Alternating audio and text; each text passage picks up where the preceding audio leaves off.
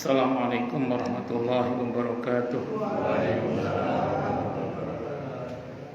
Bismillahirrahmanirrahim. Alhamdulillahirabbil alamin. Wa bihi nasta'inu ala umuri dunya waddin. Wassalatu wassalamu ala asyrafil anbiya'i wal mursalin. Sayyidina wa habibina wa syafi'ina wa qurrati a'yunina wa maulana Muhammadin wa ala alihi wa ashabihi wa dzurriyyatihi ajma'in, amma ba'd. Asyhadu an la ilaha illallah wa asyhadu anna Muhammadar Rasulullah wa ufawwidu amri ilallah, innallaha basirun bil ibad.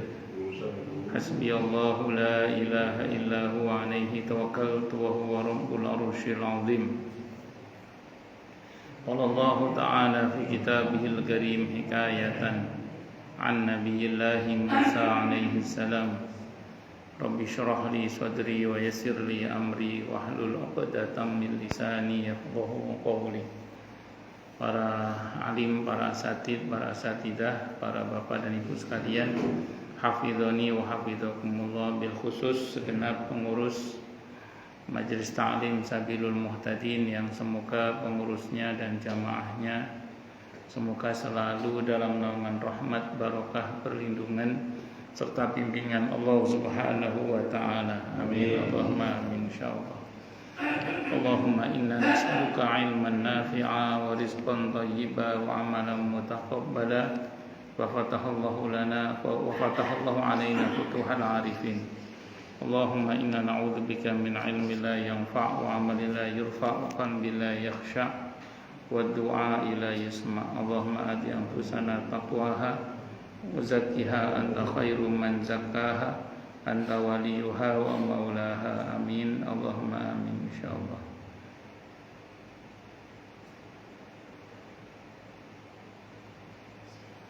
Monggo sekarang Jumat ketiga ya. Monggo silakan. Waalaikumsalam warahmatullahi wabarakatuh.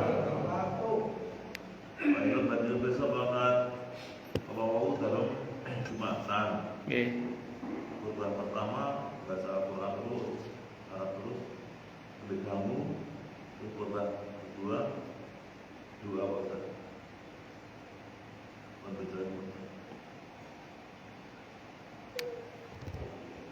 Kalau dalam madhab Syafi'i memang aslinya khutbah Jumat itu harus pakai bahasa Arab aslinya.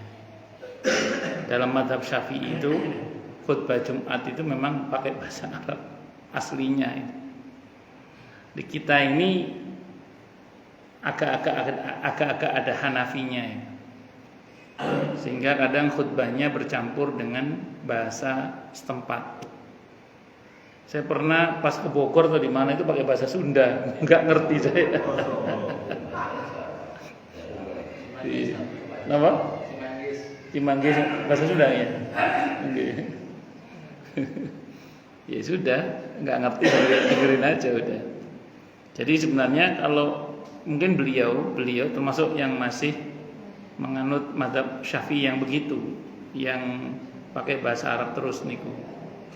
Nah, terus kalau kita yang kebanyakan itu sudah ada percampuran antara mazhab Syafi'i dengan mazhab Hanafi, di mana tetap wasiat takwanya pakai bahasa Arab. Muqaddimah sampai wasiat takwa itu pakai bahasa Arab, selebihnya boleh pakai selain bahasa Arab. Ngoten. Jadi dari alhamdulillah sampai wasiat takwa itu pakai bahasa Arab.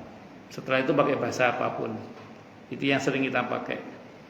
Ya memang dampaknya adalah tidak semua orang mengerti kemudian karena dia pakai bahasa Arab semua. Padahal kan sholat Jumat itu kesempatan bagi orang yang jarang ngaji, mumpung mau dengerin nasihat kan, itu dipakai kesempatan di khutbah Jumat itu sebenarnya. Tapi ya sudah, mau gimana, orang ustadznya milih begitu. Ngaten nggih, wallahu a'lam bishawab. Yang lain silakan. Gimana Pak? Ustaz Maji. Waalaikumsalam warahmatullahi wabarakatuh.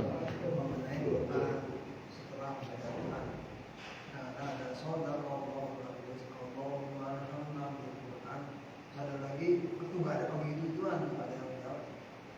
langsung kayak doa kafatul masjid. Nah, gimana itu aja. Gimana kalau mau kita penyerahannya. Yeah. Yang pertama, mengucapkan kata shadaqallah itu ada dalam Al-Quran perintah secara umum. Qul shadaqallah, kata Allah dalam Al-Quran, Qul shadaqallah.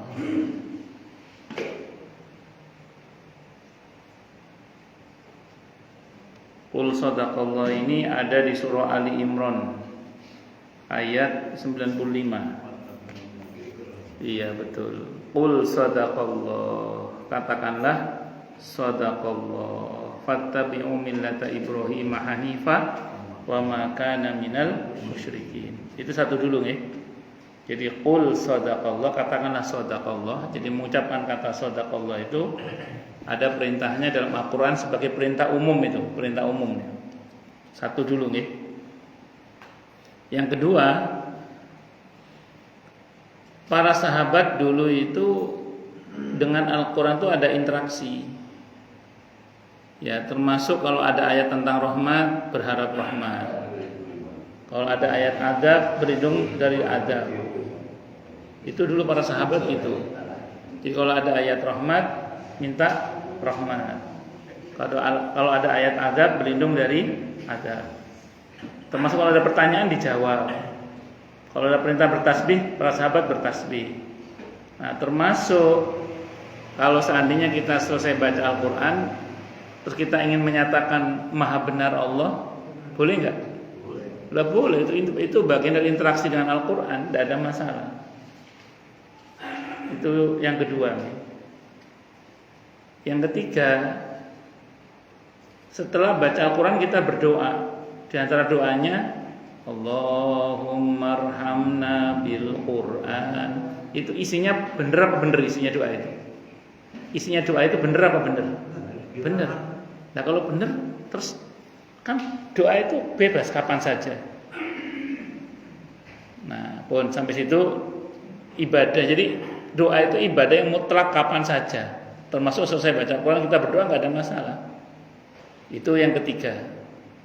Pun yang nggak boleh itu gini loh.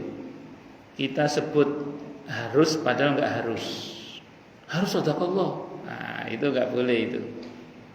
Ini dari Nabi padahal bukan dari Nabi, itu yang nggak boleh, ngoten niku.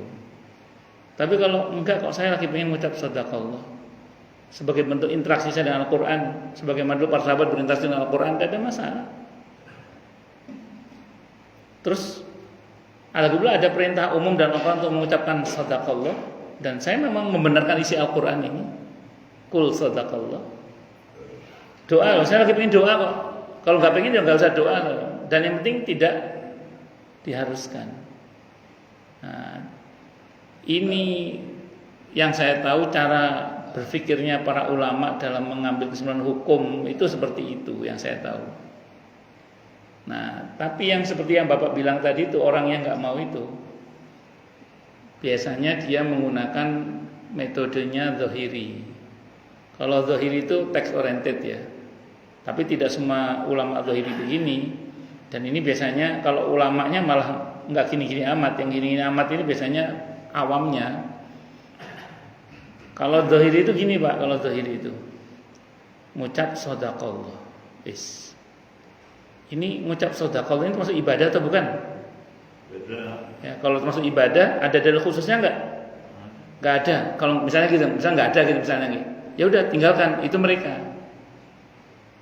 Ada enggak dalil khusus setelah baca Quran ngucap shadaqallah? Dalil khususnya enggak ada, udah tinggalkan. Misalnya gitu. Ada enggak dalil khususnya baca Allah marhamna bil Quran? Sudah ada, tinggalkan. Itu cara berpikir mereka itu gitu. Ada enggak pokoknya gitulah caranya. Itu cara berpikir mereka. Makanya jangan heran Pak kalau muncul orang-orang seperti itu Pak. Asal tidak ketemu dalil khususnya, mereka suruh tinggalkan. Padahal kalau kita yang ngaji, ini yang kita ngaji ya, ini rumus ini. Apa yang Nabi perintahkan laksanakan. Apa yang Nabi larang tinggalkan. Apa yang Nabi tinggalkan belum tentu dilarang. Jadi bukan berarti kalau nggak ada contohnya dari Nabi terus dilarang, itu maksudnya Pak itu. Emang ada dalilnya Ustaz? Ada. Contoh Pak, ini contoh. Nabi ngajarin nggak puasa Nabi Daud? Nah, tapi Nabi melakukan nggak? Enggak. Jadi bukan berarti yang Nabi tidak lakukan itu dilarang gitu maksudnya. Contoh yang lain misalnya. Termasuk azan ya. Kenapa? Termasuk azan juga. Iya, Nabi tidak pernah azan. Dalam arti azan untuk manggil salat ya. Kalau azan di telinga kanan bayi sama iqamat telinga kiri bayi pernah Nabi. Itu sama kayak gitu juga. Nabi itu nyuruh para sahabat agar haji tamattu. Nabi sendiri hajinya qiron. Nabi meninggalkan tamattu, memilih qiron. Apakah tamattu dilarang? Enggak. Malah diperintah oleh Nabi. Itu seperti itu. Nah, jadi dalam hal ini apa yang Nabi tinggalkan belum tentu dilarang. Nah, kalau 4 madhab yang saya pahami itu pola berpikirnya seperti yang saya katakan tadi Pak. Jadi ada nggak dalil mengucapkan shadaqallah? Ada dalil umum tadi. Qul shadaqallah. Surah apa tadi? Al-Imran ayat 95 tadi itu. Yang pertama, yang kedua itu interaksi antara Al-Quran dengan kita dengan Al-Quran. Ada contohnya, ada dari para sahabat, dari Nabi sendiri dan para sahabat ada contohnya interaksi dengan Al-Quran. Kita mengucap shadaqallah itu bagian dari interaksi dengan Al-Quran. Sunnah itu berinteraksi dengan Al-Quran itu sunnah. Itu seperti itu.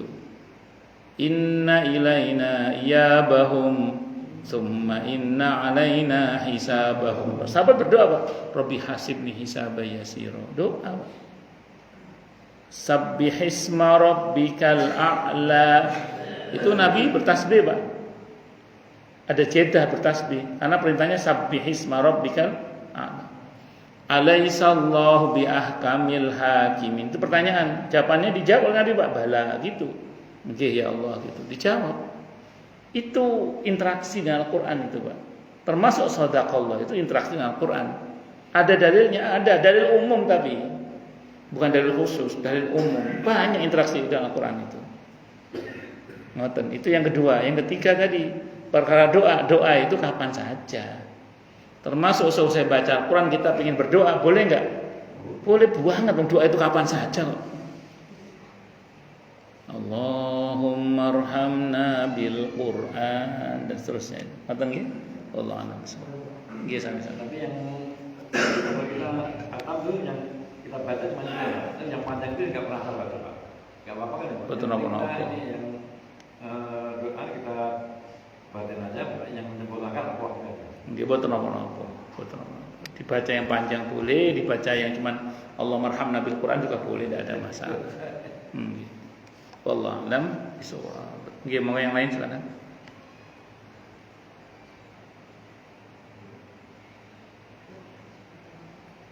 Monggo silakan kalau ada. Nggih, monggo Bu, monggo. Waalaikumsalam warahmatullahi wabarakatuh.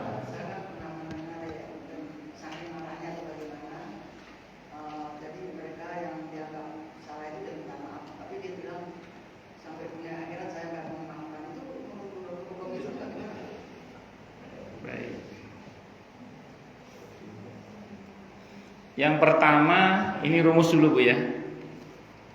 Ketika seseorang itu dizolimi, maka orang yang dizolimi punya 2 hak. Hak pertama hak membalas, hak yang kedua hak memaafkan. Jadi kalau dari sisi dianya, sebenarnya terserah dia apakah mau memaafkan atau tidak. Termasuk nuntut nanti di akhirat, Kak terima aku nanti di akhirat tak tuntut. Itu hak dia, terserah dia. Tapi bagus nggak itu? Nggak bagus.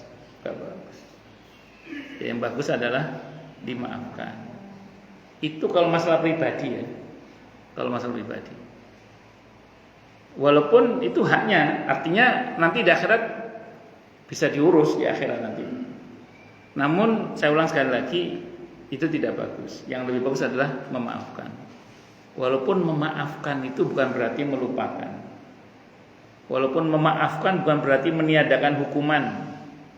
Walaupun memaafkan bukan berarti terus meniadakan hukuman. Contoh, Mbak, maaf ya, kemarin kita bisnis duitmu tak bawa lari. Maaf ya, iya saya maafkan. Tapi tetap bayar duitnya, duit saya itu. Contoh gitu. Terus kita diajak bisnis lagi sama dia, kita tidak mau. Kenapa? Karena sorry aku nggak gelem, belum percaya, misalnya, itu tidak apa-apa. Nah, jadi memaafkan bukan berarti meniadakan hukuman. Itu seperti itu. Dan termasuk akhlak yang tercela itu adalah ketika kita sulit untuk memaafkan. Itu kalau masalah pribadi ya Bu ya. Tapi kalau masalah publik, masalah umum, masalah agama, itu urusannya tidak cukup dengan orang per orang. Kayak misalnya yang terjadi di Sumatera itu misalnya. Atau kemudian yang melakukan illegal logging itu misalnya terus minta maaf, terus orang per orang memaafkan, tidak bisa ya. Itu sistem soalnya. Itu berkaitan dengan negara, konstitusi. Penyelesaiannya secara publik juga itu. Atau bagaimana caranya itu tobatnya itu. Yang penting yang jelas harus betul-betul bertobat minta ampun kepada Allah dan harus memperbaiki kembali apa yang sudah rusak itu supaya tidak rusak. Dan mengganti segala hal yang ditimbulkan kerusakan akibat dari perbuatan mereka yang berkerusakan di sana itu. Itu seperti itu. Termasuk dalam masalah agama.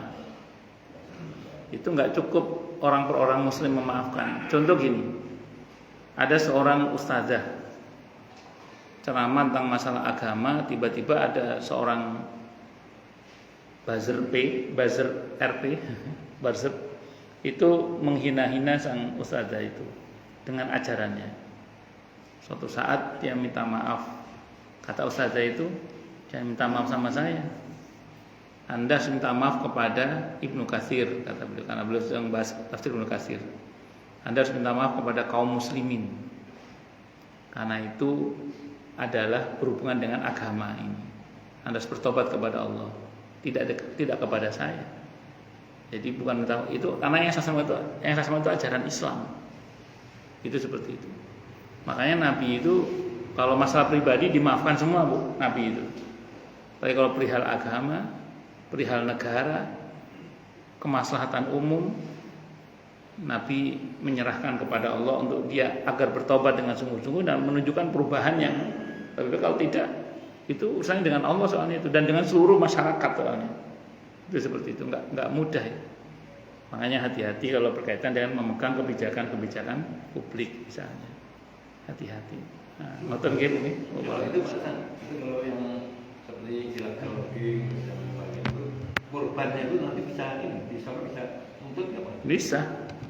Kan dia terzolimi. Kalau kita di dunia itu semuanya awas nanti saya untuk di akhir bisa.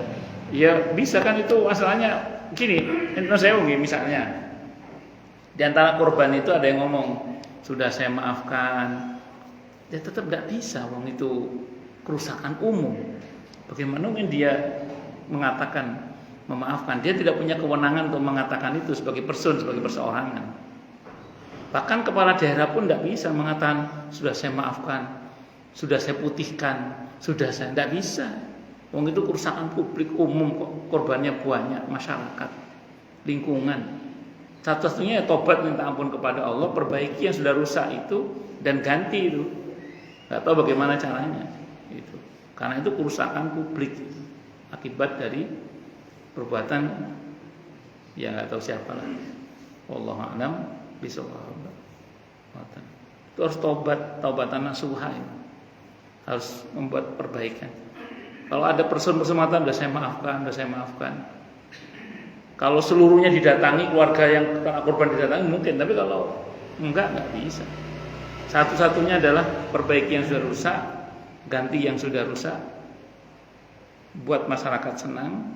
Ya kalau korban yang mati gimana?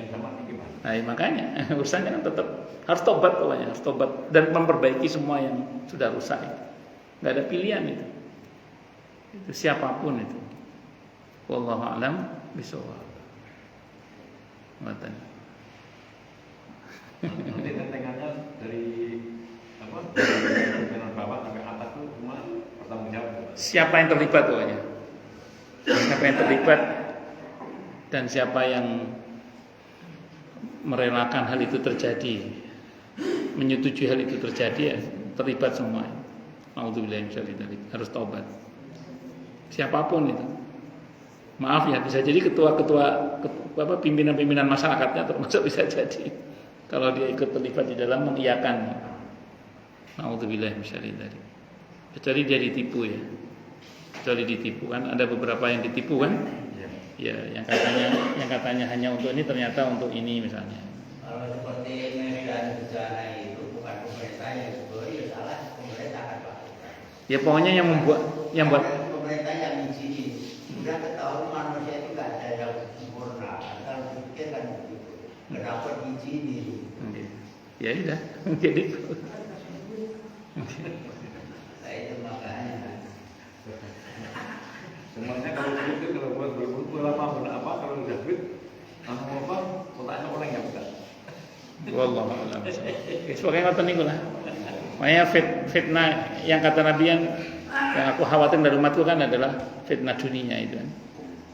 Makanya seperti ganti kembali kalau bisa seperti semula itu kan tanggungan penuhnya pemerintah itu. Dan yang bertanggung jawab terhadap kejadian itu. Iya, tidak hanya pemerintah tapi yang terkait dengan itu. Ya terkait dengan itu. Tapi kalau yang terkait itu kita diberi izin Pak. Kan saya bilang tadi Pak, walaupun sudah diputihkan sekalipun itu tidak bisa, itu kesalahan publik itu. Sekalipun oleh pihak yang berwenang diberi izin, diputihkan istilahnya itu dilegalkan yang tadinya itu kan awalnya kan sebuah kesalahan, terus diputihkan kan kemudian kan. Nah, istilah diputihkan itu tidak menghapus dosa itu. Tetap harus tobat itu dan mengganti semuanya. Karena urusannya hakul adami itu, Pak. Ya hakul adami itu urusannya. Wallahu a'lam bishawab. Atau apakah ini Pak Ustaz? Ini kan dengan takjal Pak. Takjal kan kalau memberikan tawaran itu surga, tapi sebenarnya neraka. Ya. Kalau neraka nggak enak di dunia surga.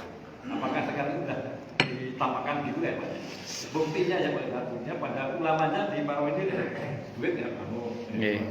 Terus orang yang masuk ke pemberian hak terus jadi uleng. Betul, sistem itu namanya sistem dajjal, betul tidak salah. Sistem dajjal. Jadi ada dajjal asli makhluknya, tapi ada juga sistem dajjal, yaitu sistem dajjalnya. Belum dajjal aslinya itu. Baru sistem dajjalnya. Itu betul tidak salah. Ya, dijanjikan seolah-olah nanti gini tapi ternyata kenyataannya justru neraka kan. Ya betul tidak salah. Itu sistemnya dajjal itu. Betul tidak salah. Betul tidak salah. Iming-iming begini ternyata begini ya. Itu betul tidak salah.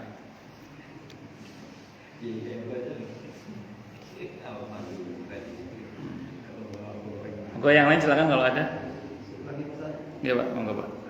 Maksud bagaimana sikap kita kalau kita berpihak pada seseorang atau pada pendapat atau siapa saja. Nah, kemudian kita tunggu lama-lama nggak membayar, apalagi juga kalau dia itu sudah wafat gitu. Itu bagaimana sikap kita atau mendiamkan atau mengikrarkan. Nah, itu yang tapi kan dia nggak tahu kalau dia udah meninggal, tiba-tiba kita ikrarkan dia utang yang kamu lunas begitu. Itu ya Ustaz. Bapak punya dua hak untuk menagih, bukan kewajiban ya, karena kalau kewajiban kasihan udah ngutangi wajib nagih pula. Padahal tidak semua orang yang ngutangi berani nagih.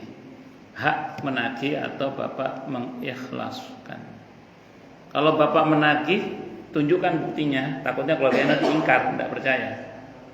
Tunjukkan buktinya bahwa memang yang meninggal itu punya hutang kepada Bapak. Tunjukkan, Bapak harus punya bukti. Kalau Bapak tidak punya bukti, ya Bapak bisa kalah kalau keluarganya menolak. Itu satu. Kemudian yang kedua, Bapak tunjukkan, kalau misalnya Bapak mau mengikhlaskan, Bapak bisa dengan dua cara mengikhlaskannya. Mengikhlaskan dalam hati atau ngomong. Kalau Bapak ngomong ke keluarganya dan keluarganya mengatakan, "Nggih Om, terima kasih," gitu. Berarti sudah berpindah hak uang Bapak kepada dia. Sehingga tidak ada alasan bagi Bapak untuk menerima pembayaran dari keluarganya sebagai hutang. Karena Bapak sudah menyerah terimakan dengan ucapan. Tapi kalau Bapak baru dalam hati aja, udah saya ikhlaskan dalam hati deh, saya ikhlaskan. Nah, itu Bapak urusan dia dengan Bapak udah selesai. Tapi dengan Allah belum tentu selesai. Tergantung dari dia di dunia dulu nggak bayar gara-gara malas bayar utang atau nakal atau karena memang dia tidak mampu. Nah, jadi kalau dia tidak pernah tobat juga masalah juga itu nantinya. Wallahu a'lam bishawab. Tapi untuk bapak yang mengikhlaskan dalam hati atau secara diakatkan tadi itu dijanjikan pahala surga insyaallah. Jadi orang itu memberikan kemudahan pada orang yang berhutang untuk bayar hutang kepada kita atau kita mengikhlaskannya, itu jaminannya surga. Jaminannya surga. Itu ada dalam beberapa hadis qudsi. Ada kitab At-Tadhkir Imam Al-Qurtubi juga ada. Hadisnya sahih al-kamakal. Kalau bapak sanggup, kalau bapak berharap uang itu masih kembali ke bapak, ikhlaskan dalam hati aja. Kalau bapak mengikhlaskan dalam hati, kalau suatu saat keluarganya datang bayar, bapak masih berhak menerima. Kenapa? Karena belum ada penyerah terimaan harta itu kepada pihak lain dalam hal ini. Ngaten nggih? Wallahu a'lam bishawab. Oke, monggo yang lain silakan kalau ada. Kalau itu masalah, kalau di medsos kan sekarang nggak bisa dicegah mengenai caci maki, terus fitnah seperti itu. Itu gimana Pak Ustaz? Namanya yang bikin fitnah itu nanti bagaimana? Sekarang ini kita hidup di zaman di mana membedakan yang benar dan yang salah itu bukan hal yang mudah. Bahkan berita yang benar dan yang salah pun kadang kita ya itu seperti itu. Ya. Bahkan konon ada sebagian pejabat itu yang ngomong gini ternyata AI, ternyata AI kan. Atau ada tokoh yang ngomongin ternyata AI kan ternyata kan. Susah kita bedakan sekarang itu. Nah, maka untuk orang-orang yang dengan sengaja membuat berita-berita bohong, berita-berita tuduhan, berita-berita fitnah dan lain sebagainya, ya dia akan menanggung risiko dari apa yang dia katakan dalam bentuk dosa yang sangat besar dalam hal ini. Kita ini jangankan berurusan dengan satu orang, jangankan berurusan dengan sekian banyak orang, berurusan dengan satu orang saja itu udah potensial bangkrut dalam hadis Sahih Muslim. Apalagi berurusan dengan orang sekampung, berurusan dengan orang ya. Makanya saya sering ngomong gini Pak Haji.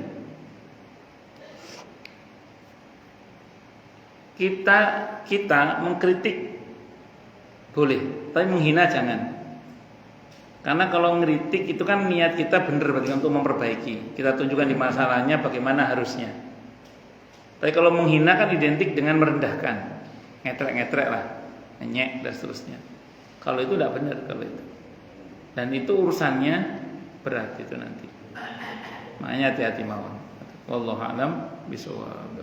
Dan bisa kembali pada yang bersangkutan sendiri kalau tuduhan itu nggak benar. Jadi kalau ada orang menuduh orang lain dengan tuduhan yang tidak benar, itu tuduhan itu potensial kembali pada dirinya sendiri. Sebagaimana sebuah hadis dari At-Tirmidzi di mana Nabi bersabda auqamaqal, hadisnya gharib tapi maknanya sahih kata Imam Ahmad auqamaqal, man ayyara akhahu musliman bidzambin taba'anhu lam yamut hatta yaf'alahu. Barang siapa yang menghina saudaranya sesama muslim dengan satu perbuatan dosa yang dia telah bertobat darinya, apalagi dia tidak pernah berbuat, maka yang menghina itu tidak akan mati-mati sebelum melakukan hal yang sama. Makanya hati-hati. Nah, wallahu a'lam bishawab. Itu bahasa saya mengenai hibah. Hibah itu termasuk dosa besar itu. Riba itu sependek yang saya tahu termasuk dosa besar. Dan katanya lebih besar daripada menzinai ibunya sekali. Kalau itu saya kurang tahu kalau itu.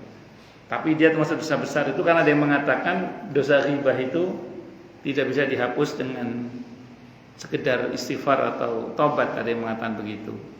Sementara kalau zina kan masih bisa, gitu. Ada yang mengatakan begitu.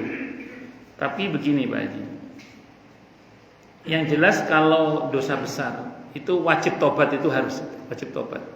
Nah, tobatnya ghibah itu bagaimana? Ada yang mengatakan wajib minta maaf kepada orang yang dighibahi.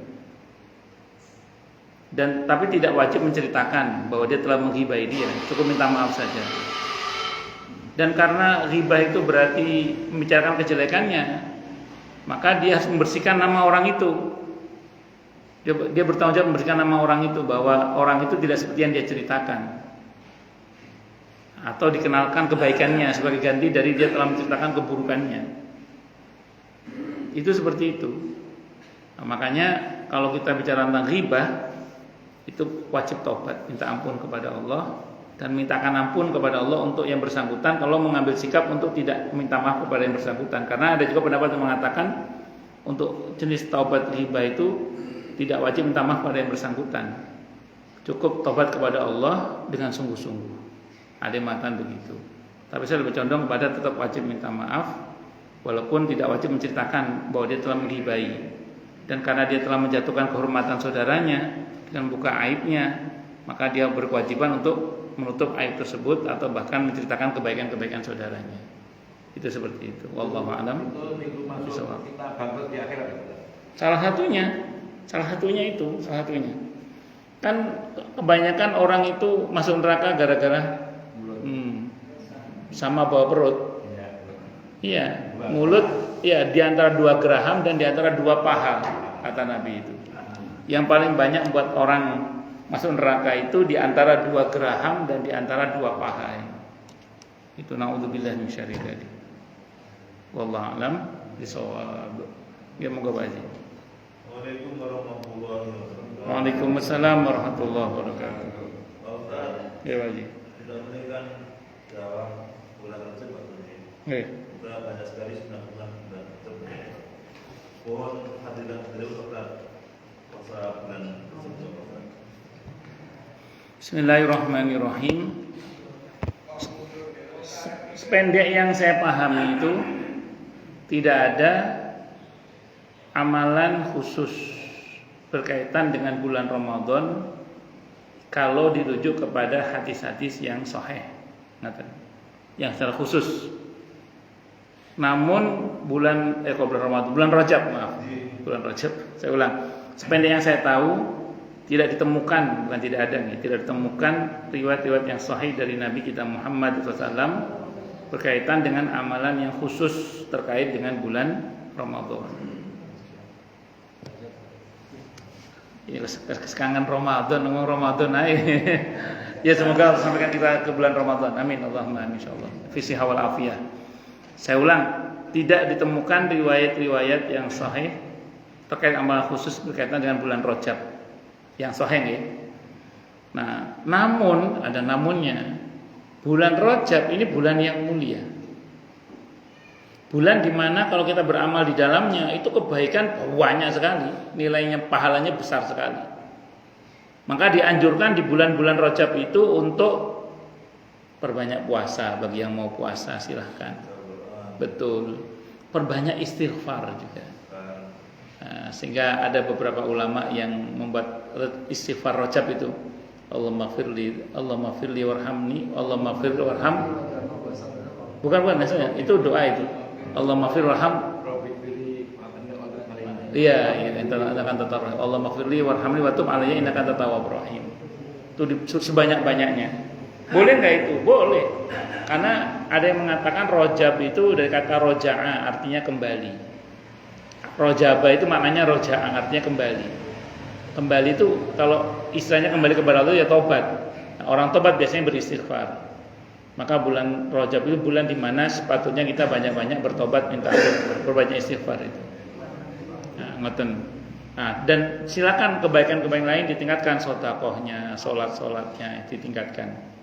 Wallahu a'lam bishawab. Napa? Waktunya kalau sini kan habis maghrib. Enggak sama. Kalau di masjid subuh. Oh, bacanya. Habis subuh biasanya. Bebas itu, kalau saya sih bebas kapan aja. Kalau pribadi ya, pokoknya berbanyak istighfar kapan saja. Mengenai puasa Rajab yang didhaifkan oleh para ulama itu kan keutamaan hari pertama, kedua, ketiga itu. Keutamaan hari pertama dapat yang kedua itu yang didhaifkan oleh para ulama. Nah, jadi secara umum kalau puasanya tetap pahalanya besar, tidak ada masalah. Tapi mengenai keutamaan ini itu ada yang mendhaifkan di antara para ulama. Wallahu a'lam bishawab. Ya monggo, Pak. Masa ini mengenai perbuatan di saat kita masih kerja, kalau kita ini disuruh membuat dokumen palsu, kwitansi atau misalnya gitu. Tapi itu perintah pimpinan. Nah itu gimana pada caranya kita selaku bawahan yang bertobatnya? Oh, sudah selesai, sudah berlalu ceritanya. Iya, kita waktu yang dulu. Ya. Pertama, mudah-mudahan yang bersangkutan masuk dalam kategori mukroh. Mukroh itu dipaksa oleh sistem, dipaksa oleh atasan, kalau enggak diancam atau terancam gitu ya, sehingga dia mengerjakan dengan terpaksa bukan dengan senang hati. Semoga masuk dalam kategori mukroh. Mukroh itu dipaksa. Kalau dipaksa itu masuk dalam ayat Rabbana la tu'akhidna in nasina aw akhtana, sehingga sudah diampuni oleh Allah insyaallah kalau itu terpaksa dilakukan. Yang pasti kalaupun bertobat ya minta ampun kepada Allah sambil bermohon kepada Allah agar mudah-mudahan orang-orang yang mungkin ada yang terzalimi dengan tindakan dia di masa itu juga diampuni oleh Allah Subhanahu wa taala.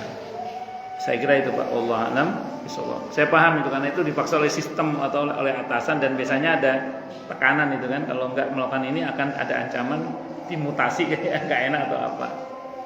Nah, itu namanya mukroh namanya. Insyaallah sudah dimaafkan kalau begitu itu. Allah alam.